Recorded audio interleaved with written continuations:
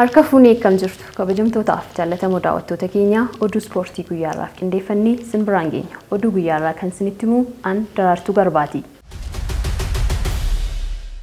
Yaadannoo boqochuu Dr. Kabajaa Artist Alii Birraaf taphni kubbaa miilaa guyyaa kaleessaa magaalaa Dirree Dawaatti gaggeeffamee jira. Tapha kubbaa miilaa yaadannoo waggaa tokkoffaa boqochuu Dr. Kabajaa Artist Alii Birraaf artistootaa fi hooggantoota magaalaa Dirree Dawaa gidduutti taasifameen kantiibaan magaalaa Dirree Dawaa obbo Kadir Jawaar tapha haatirikii hojjetani. Yaadannoo waggaa tokkoffaa boqochuu Dr.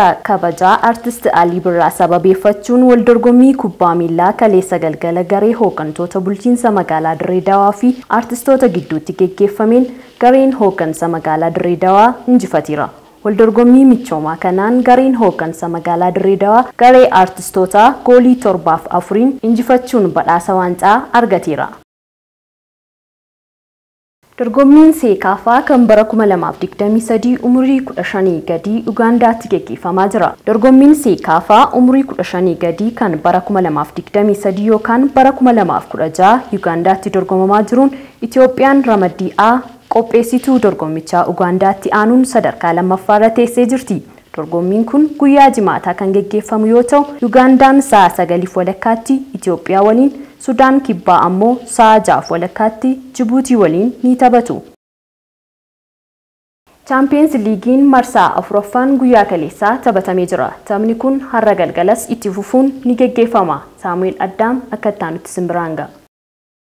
Tapha Champions League guyyaa kaleessaa gaggeeffameen Borussia Dortmund dirree isaa irratti Newcastle simannaa taasiseen galchii 2-0 injifachuun ramaddii isaa jalaa qabxii 7 dursummaa yoo qabatu Newcastle ammoo sadarkaa arfaffaarratti argama. Tapha marsaa sadaffaan Borussia Dortmund gara Newcastle imaluun galchii 1-0 injifachuun isaanii yaadatama. Barcelonaan dirree imala taasiseen Shakhtar Donetsk waliin tapha taasiseen 1-0 injifatame. Kilaboonni kun lamaan tapha marsaa sadaffaa waliin taasisaniin Barcelonaan 2-1 injifachuun isaa kan yaadatamudha. Celtic Atletico Madrid waliin falmachuun 6-0 yoo injifatamu AC Milan immoo PSG machuun galchii 2-1 injifate. Guyyaa kaleessaa shaampiyoonaan bara darbee Manchester Cityn Young Boysin keessummeessuun 3-0 injifachuun milkii itti fufeera. Laaziyoon immoo Feyenoord waliin taphachuun 1-0 injifateera. Leipzig Crevena Zvezda waliin tapha taasiseen 2-1 injifate. Antwerp Porto waliin taphachuun 2-0 injifatame. Taphataan Porto Pepen tapha Champions League edaan goolii galchuu isaan taphataa umurii guddaa kilaba isaaf Champions League'n goolii galchateera. Kunis umurii isaa waggaa 40 fi guyyaa 256 keessatti ta'e. Xumura taphichaan boodas yaada kenneen hunda dura guyyaa dhaloota haadha koo waan ta'eef guyyaa addaati anis goolii siif galcheera umurii kanaan as jiraachuun waan nama ajaa'ibudha jedhe.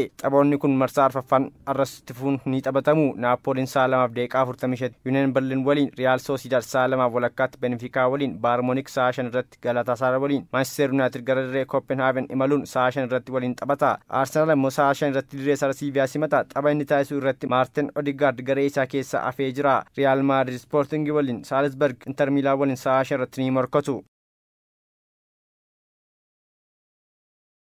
Waldorgommiin Awurooppaa Liigiin marsaa afuraffaan bor taphoonni 16 ni taphatamu.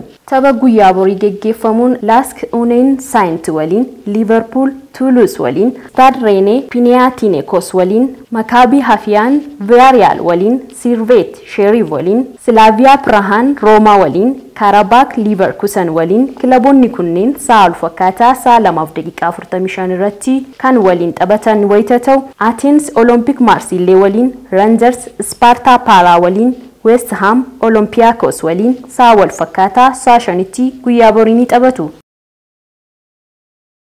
Daawwattoota keenya oduu ispoortii guyyaarraaf qindeeffannee kan hanga ammaa daawwachaa turtanidha. An Daraartuu Garbaatii gara Daani'elitti sin deebisa. Nagaatti.